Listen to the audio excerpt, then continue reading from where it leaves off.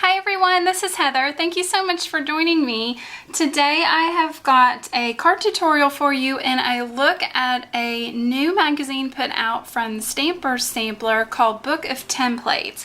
Over the years, the Stamper Sampler has included free templates in their issues, and they've decided to gather up a bunch of the different templates and print them into one handy guide along with lots of really great samples. So this says volume 1, so I'm hoping that they're going to be putting out some more, because I know they've been a magazine for a very long time, and I think every issue pretty much there's been a tempting template, and so they've gathered over 50 of their favorites in one place. And I'm going to kind of flip through and show you. I'm not going to be able to get it all on camera, but you'll see that there are templates and then samples. So here's like a nice purse with a folded flap. There's a fun mug, like a cappuccino mug, flip-flops, little girls, houses, a 3D cake shaped box, slice of cake, a hat, gloves, window, several different bags, birds and pictures, and there's some more houses, and I'm sorry I can't get all this in my camera, and another camera. So you can see that there's templates and then all these really great samples that people have submitted. Dress and jar. So for each template there's just a black and white image, and then also the samples following it, and then in the back of the magazine there are some additional sample ideas as well. So in this magazine, I would really call it a book because it's so large. It has 144 pages and, like I said, over 50 different samples in it. And just to give you some kind of tips and tricks, so for each one you can lay it down. If you've got a printer that has like a copy feature to it, you can just lay this down and make a copy and cut it out to use your template, and you could copy it just on plain printer paper, but you could also print it on cardstock if you want something that has a bit of a heavier weight. You could also print it on acetate, so you could have something like a clear template or a stencil. You can also, if your home printer has a scan feature, you could also scan these in, and then you would have them on your computer so that you can manipulate the size. So you can make them larger or smaller just using just a simple photo editing software. So you could scan them in. You can trace them. You could use tracing paper, vellum, or acetate and use a permanent marker and trace them out. Or several of the electronic die cutting machines actually have a scan and cut function to them. So like if you have a Brother Scan and Cut or a Pick Scan mat from Silhouette, you can scan it in, and then your electronic die cutting machine will cut the template for you. So there's a lot of different ways that you could use this. If you really wanted to, you could cut the magazine up. I don't think I would do that myself because it's so pretty. You kind of want to keep it intact. So those are just a couple of tips and tricks that you can use to use the templates. So I'm going to show you a couple of the templates and some cards that I've made with them, and then I'm also going to go through an entire card with you. So this is the jar template, and they've got lots of great samples. I'll post a note out of there. Lots of great samples that you can do with the jars. Get all that in there. And so I really love to do captured fairies. That's one of my favorite things to do with jar templates, stencils, and stamps. So I used the jar template and I made this fun fairy card. And so I used a kind of a heavier weight cream vellum and a blue vellum, and I just laid the vellum over top of the pattern and took a permanent marker and traced it, and then just took my scissors and cut it out. And then I put my little fairy inside. She is a paper doll from Tim Holtz. Added some butterfly wing stickers to the back, scattered around some sequins, tied a ribbon to the top with a little tag that says fly, and just put it on some pattern paper on a card base. So that's a sample using the jar template. And then I use this really cute beach tote. And they've got lots of great samples. You could use it as a purse, laptop bag, or a tote. And so I decided to use mine as a beach tote, and this is the card that we're going to be making today. So I made a beach tote with a beach scene, and then I've got it sitting in the sand on the beach for a really fun card, and I will show you how to make that in just a second. And then I also used one, now this is one that is kind of more of a 3D image. There's, like I said, there's some boxes and things like that.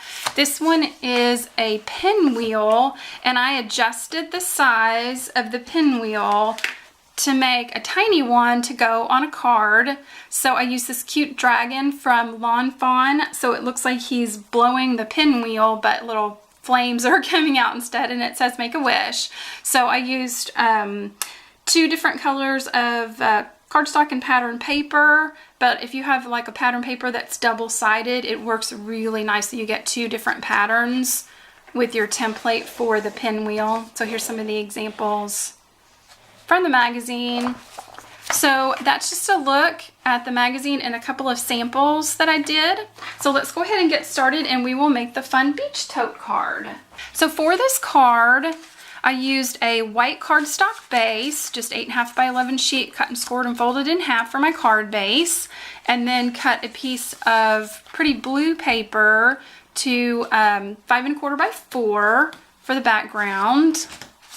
And then for my template, I've got a piece of 110 pound cardstock weight. I wanted something that I knew was going to be kind of hefty that would hold up.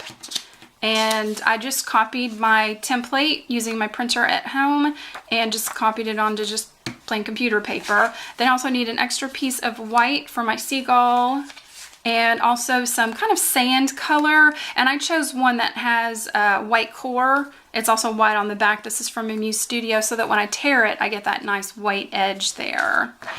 And also punched out a little teeny circle with just a small circle die. If you've got a punch, that would work well as well.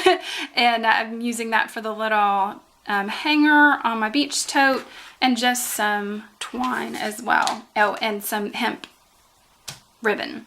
So I'm just going to, I like a mechanical pencil for this because it gives you a nice thin line if you decide that you want to erase it. I'm actually just going to flip mine over.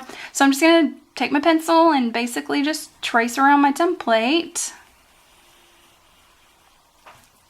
So I've just used my pencil and traced my template onto my cardstock. Like I said, it doesn't have to be pretty because I am going to be cutting it out and turning it over, and I'm just going to take my scissors and just cut out my template. So I've cut around the outside of my template, and just a little tip, if this is something that probably most people know, but just in case you don't, in order to get this inside cut, I just take my scissors and just pierce through my paper and cut up to the line, and then just follow that line and cut out the inside.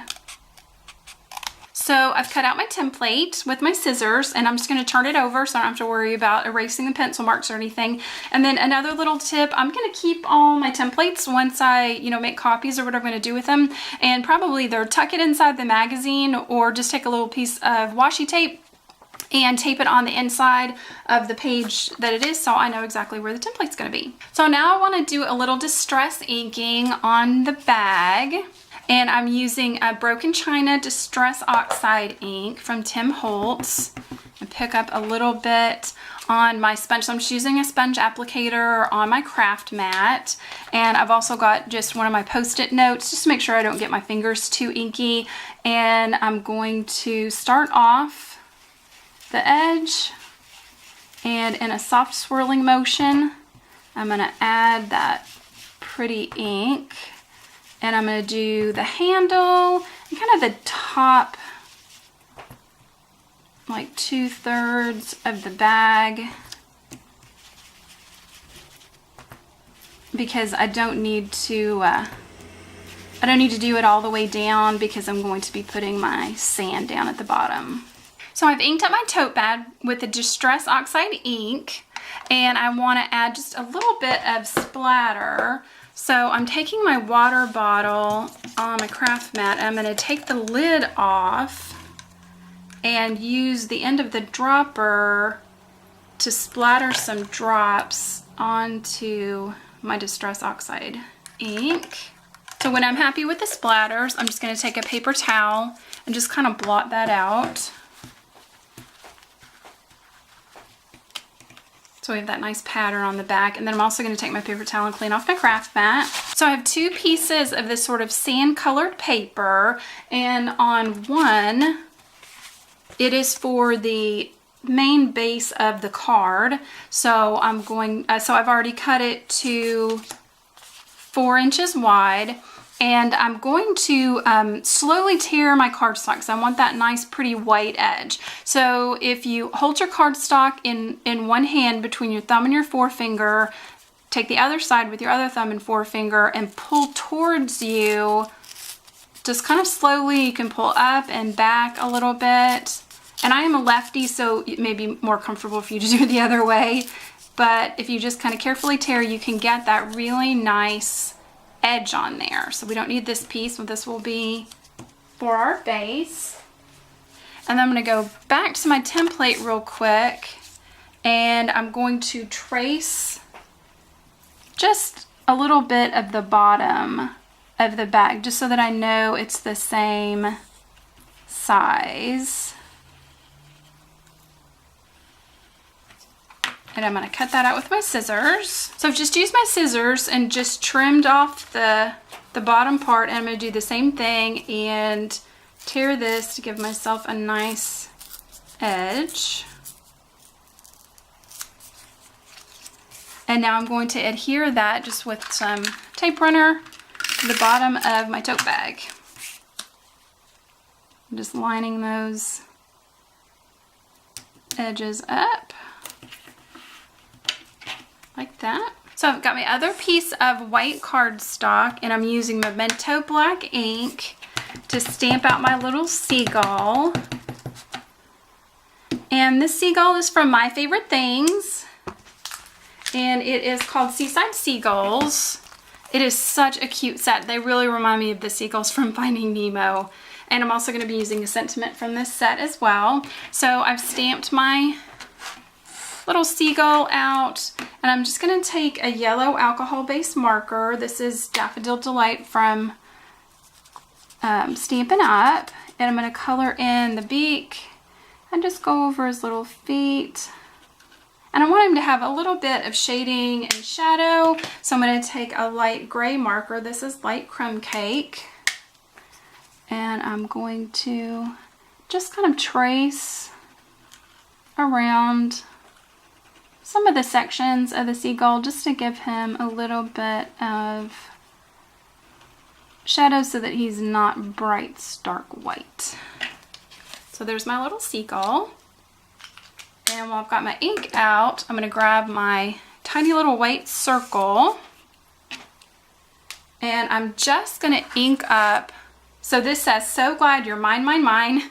So I'm just going to ink up one of the mines, the one at the very end. I've just tapped that on the corner of my ink pad. I'm going to center that onto the white circle that I've die cut. So I've got the mine, mine, mine.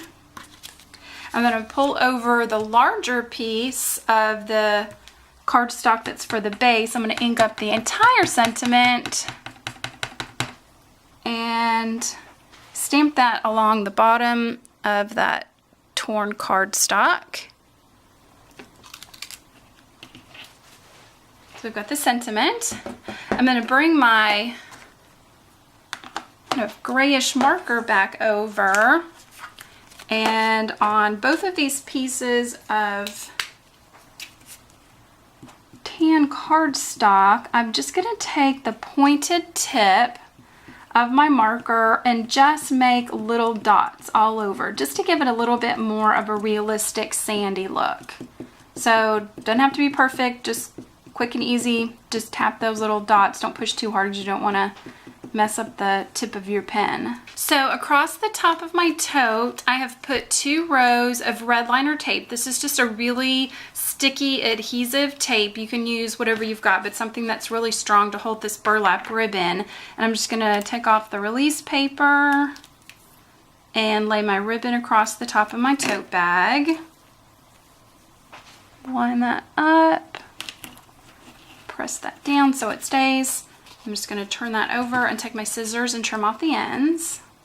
So I've got my ribbon across the top of my tote bag, and I have also taken my scissors and cut my little seagull out.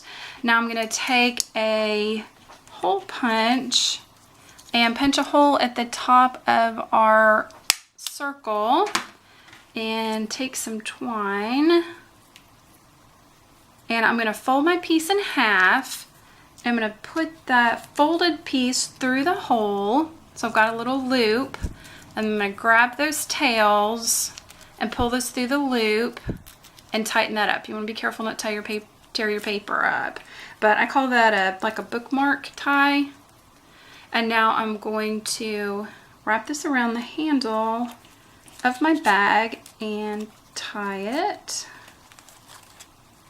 So sorry, I had to do that a little off camera. It was just a little too awkward to do. So on the back of this, I'm going to just put a little square of foam adhesive just so it stays where I want it to be. So I'm just going to adhere that down. And before I put my seagull down, I'm going to take some waves and use the same distress ink and just add just a couple of little waves in the background here.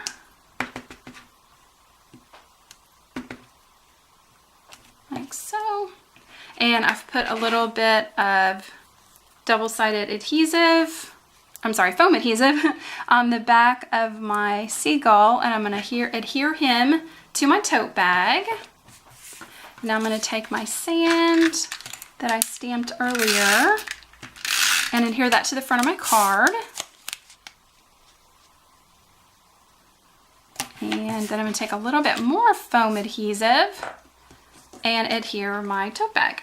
So I've got some foam squares on the back of my tote bag, and then I want to kind of angle it a little bit so it looks like it's sitting down in the sand. And now I'm going to put adhesive on the back and adhere this to our card base. And just kind of center that on. And there is our finished card. Isn't that cute? I think this tote bag is so much fun. There are so many different things that you could do with it, but perfect for a beachy scene card. So I really hope that you've enjoyed this card tutorial and a look at the Stamper Samplers book of templates. It should be available right now at booksellers, but you can also order it online from Stampington & Company, and I will put a link in the description box down below where you can pick up the new book of templates. And I really hope you enjoyed this. If you liked it, please give it a thumbs up and check out my channel. I have lots of other product reviews and card tutorials. I hope you have a wonderful day. This is Heather. Thanks for joining me. Bye.